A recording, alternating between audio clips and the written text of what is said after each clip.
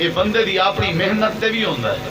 جس زمانے اندر نبی کریم علیہ السلام دعوت پیش کریا کرتے سن، حضرت بلال حبشی رضی اللہ عنہ اگر کامیاب ہوئے سن تے ابو لہب برباد بھی ہویا سی، ابو جہل تباہ بھی ہویا سی. زمانہ ایک ہی سی، مسئلہ صرف توجہ دا سی.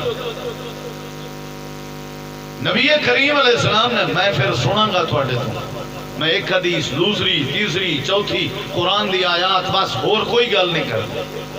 میں بڑا لمبا سفر کر کے آیا، وقت ضائع نہیں کرنا، گل نو ذرا تھوڑا دیا ذہن وچ بٹھاؤ. آپ نے فرمایا اقوا کر زبان دی حفاظت کریں، اللہ تک کو نجات لے لی. امسک علیک لسانک. اور حدیث پاک یفسر بعضها بعضا، قرآن دی تفسیر قرآن وچوں، قرآن دی تفسیر حدیث وچوں. اور بعض دفعہ نبی کریم علیہ السلام